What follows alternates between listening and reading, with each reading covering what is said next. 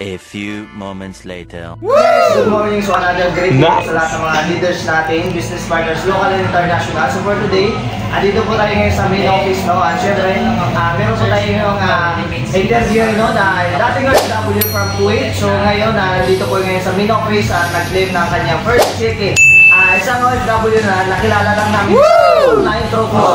Syempre ngayon, kumikita na, syempre nag-claim na kanyang first check-in. So syempre interview natin. Coach, ano po pangalan niyo? Maya Marcos Puyoso. Ngayon, former OFW from Kuwait. Of course, but ngayon, nandito na sa kanya sa check-in. Yes.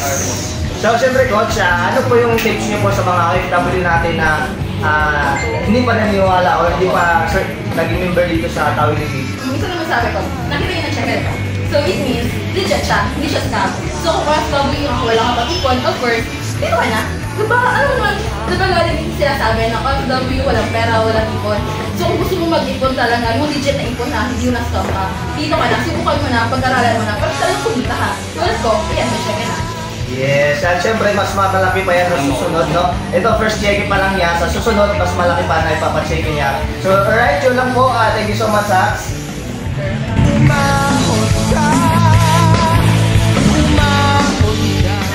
Hi guys, good morning. So, another day ulit sa ating mga leaders. This is Carlos Local International. Kanina, check-in yung nawakan niya ngayon kasama. So, interview natin niya kung ano lang na. Hawak-hawak na yung pera niya.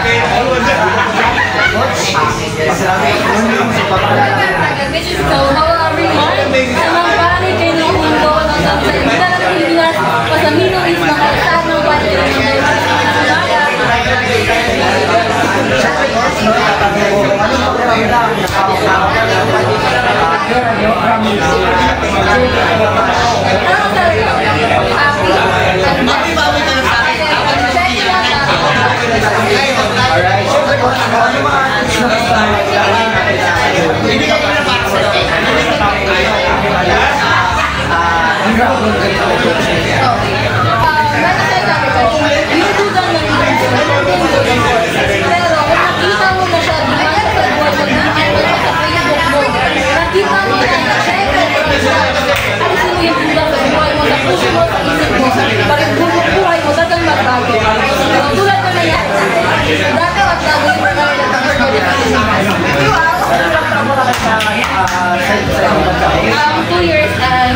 Wow, 2 years and 3 months, no? Dati OFW na ginawang part-time yung negosyo natin. Ngayon, nag-claim na kanyang kasi cash na. Alright? So, sa makapanood ng video na ito guys, so kayo na kayo sa mga OFW dyan.